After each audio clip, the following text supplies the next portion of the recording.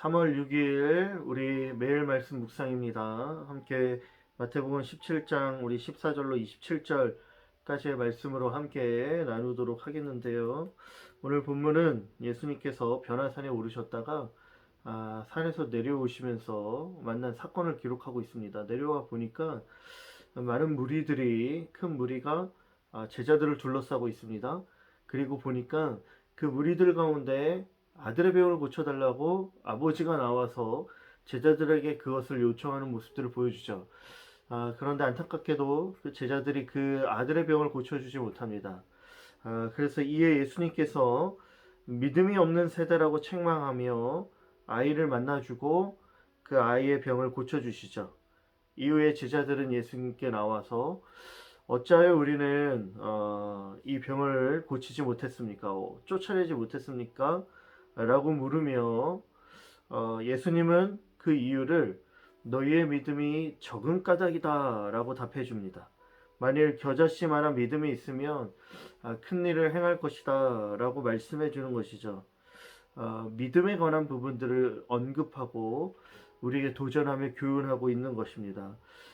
오늘 우리가 마태복음 17장을 읽었는데 특별히 공강복음 같은 사건이 기록되어 있는 다른 복음서를 함께 읽으면 여러분들 훨씬 더 이해하기 쉽고 또 그 안에 발견되어지는 영적인 원리가 있는데요. 마가복음 9장과 누가복음 9장이 오늘의 본문을 동일하게 기록하고 있습니다. 그 중에서 마가복음 9장을 함께 읽으면 더 좋을 것 같아요. 저도 이 마태복음과 마가복음을 함께 묵상했습니다.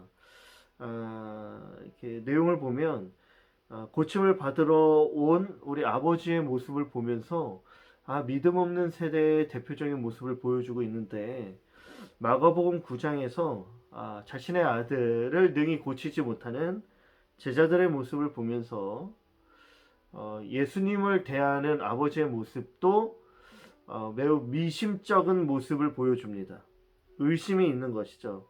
뭐라고 얘기를 하냐면 만일 무엇을 하실 수 있거든 불쌍히 여겨달라라고 요청하는 것이죠. 예수님을 향하여서 제자들처럼 만일 할 수 있으면 해달라는 것이죠.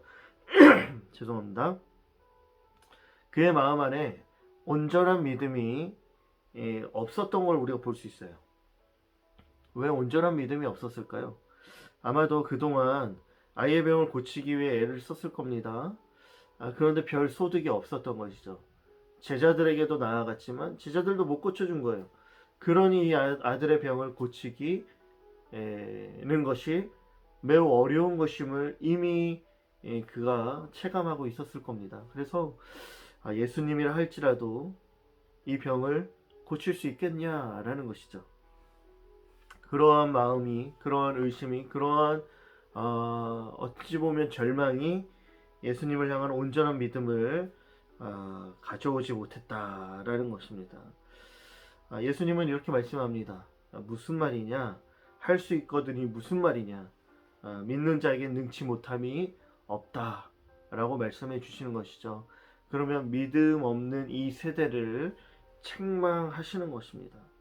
의심과 불신으로 가득한 이 세대, 믿음 없는 세대를 향한 예수님의 그 책망의 소리를 우리는 들으면서 우리의 믿음을 돌아봐야 하는 것이죠. 두 번째로 제자들의 모습에서도 믿음 없는 모습이 등장하죠. 예수님께서 주신 권능으로 이미 제자들은 다른 지역 고을에서 많은 사람들의 병을 고쳐주고 귀신을 쫓아낸 적이 있습니다. 그래서 매우 놀라워하며 그들은 그 사건들로 인해 매우 기뻐했던 것이죠. 그런데 어찌된 일인지 이날만큼은 아들의 병을 고쳐주지 못합니다. 한번 상황을 우리가 한번 생각해 볼 때 아들을 고쳐달라고 말하는 그 아버지, 많은 무리들이 있습니다. 의기양양 제자들이 앞다투어 나갔을 거야. 내가 고쳐줄 거야. 내가 고쳐줄 거야 하며. 왜냐면 이미 고쳐준 기억이 있었기 때문에. 그렇게 고쳐줌으로 인해서 많은 사람들에게 인기를 얻고 인정을 받고 우쭐해주고 싶었을 겁니다. 그래서 앞다투어 나갔을 텐데 그 누구도 아들의 병을 고쳐주지 못한 것이죠. 이것을 이상히 여긴 제자들이 우리는 왜 이 병을 고치지 못한 것입니까? 라고 예수님께 묻죠. 너의 믿음이 적은 까닭이다 라고 말씀합니다. 이들 안에도 예수님을 향한 믿음이 온전히 있지 못했다라는 거예요. 아마 이들이 믿었던 것은 무엇일까요? 이들이 붙잡았던 것은 무엇일까요? 아마 자신의 경험을 믿었을 겁니다. 이전에 내가 고쳐주지 않았냐 했었다 라는 것이죠. 이번에도 이전의 경험을 바탕으로 내가 고쳐줄 수 있을 거라고 생각했을 겁니다. 예수님을 향한 온전한 믿음이 아니었던 것이죠. 그러나 예수님을 향한 믿음, 신앙이 있으면 그것이 겨자씨만하다 할지라도 놀라운 일을 이루어낼 것이다 라고 말씀해 주십니다. 그렇다면 이런 겨자씨와 같은 믿음, 온전한 믿음 어떻게 생겨날 수 있을까요? 마가복음에서 마지막으로 예수님께서 제자들에게 들려주신 이러한 능력이 나올 수 있는 비결을 알려주시면서 한 가지를 우리 가운데 들려주시는데 그것이 바로 여러분 기도입니다. 기도 외에 다른 것으로는 이런 종류가 나갈 수 없다라고 말씀해 주세요. 여러분들 기도가 우리의 믿음을 일으키는 예수님을 향한 온전한 믿음이 생겨날 수 있도록 도와주는 어떻게 보면 공급원인 거예요. 그럼 우리가 하나님 앞에 기도해야 합니다. 엎드려야 합니다. 이전의 경험, 내가 해왔던 그 무엇을 이성과 능력과 힘과 다른 어떤 것들을 의지하는 것이 아니라 기도 안 하고 그냥 그 일을 행하는 것이 아니라 기도하고 하나님 앞에 엎드릴 때 하나님을 향한 온전한 믿음이 일어나고 그렇게 기도하며 나아가면 하나님의 역사가 우리 안에 일어나게 된다라는 것이죠. 여러분들 다른 걸 의지하지 말고 하나님 앞에 겸손히 엎드리십시오. 기도해 보십시오. 기도함으로 믿음의 역사를 이루어가는 우리의 삶이 되기를 소망합니다. 오늘 하루가 그렇게 기도하며 나아갈 수 있게 되기를 바랍니다.